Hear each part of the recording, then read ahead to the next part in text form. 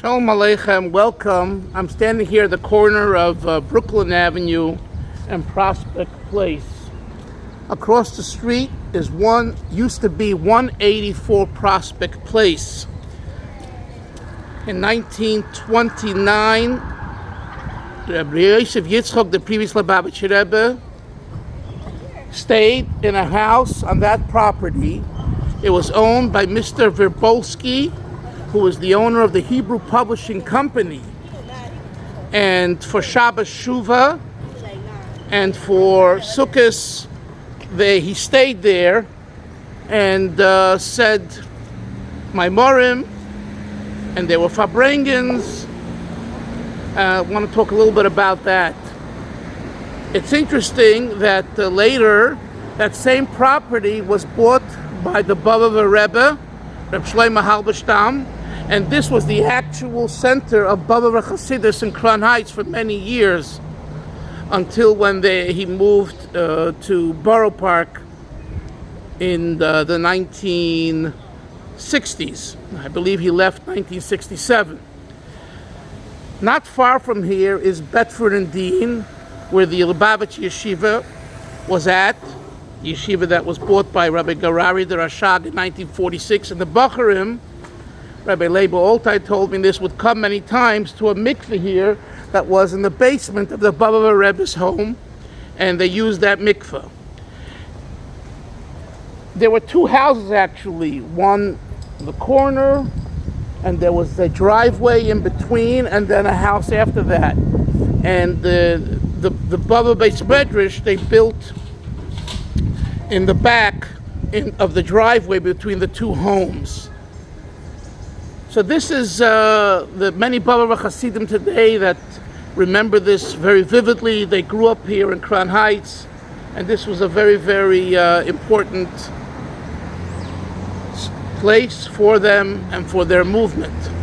But going back to 1929, the house was here, was very large, and the Rebbe, the Hasidim, the Lubavitch Hasidim, Agudas Chabad, rented it for the Rebbe over here. Tuesday night, Chalamoid Sukkot, 1929, there was a Simchas Beis HaSha'eva Farbrengen here, and it's recorded by the writer of the Tog Morgen Journal, Mr. Meckler. He was there, and he describes the Farbrengen. It's very, very interesting. Just a few tidbits from that Farbrengen. He says that the famous cantor Yossele Rosenblatt, who lived at the time, I believe, in Borough Park, and he was the cantor at the Svardish Shul.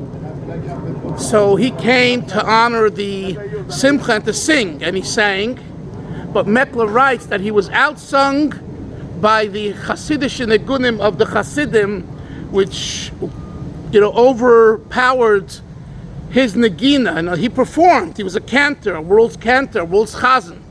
And as beautiful as it was, it didn't compare to the Hasidish negunim, the Hasidic tunes that the Hasidim sang during this Simchas Beis HaSha'eva. And I think that's a very telling statement that Meckler makes, and important for us 90 years later to focus on, is the power of Hasidic Chabad negunim, Hasidic negunim in general, and Chabad in particular. Meditative, soul-stirring music, bringing out the best in the person.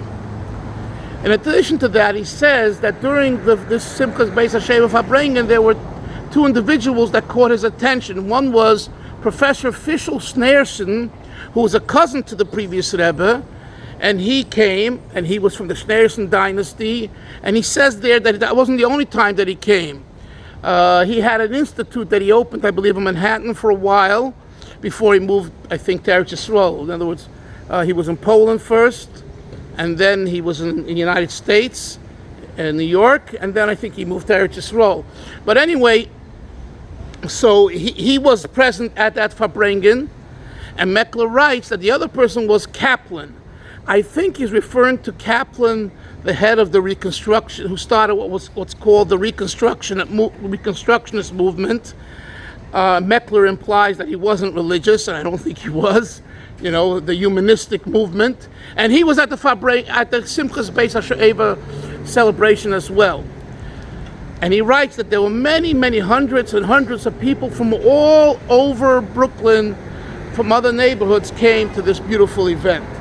So here it is, 90 years later, and we have those discourses. Those Maimarim are printed in the Sefer Maimarim Contrasim of the previous Rebbe of Yosef Yitzchak, and we have the Maimar of Shuva Yisrael that he said Shabbos Shuva right here, Basukas Teshru that he said over here on Sukkot, the second day or night of Sukkot, and then the Maimar that he said, I believe, on Shmini Atzeres.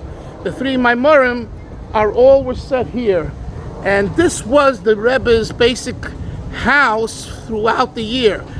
When he traveled, and at times he came back for just a day or two, he stayed at a hotel, the Newton Hotel in Manhattan. But this was rented for him, and this was considered his house for the year.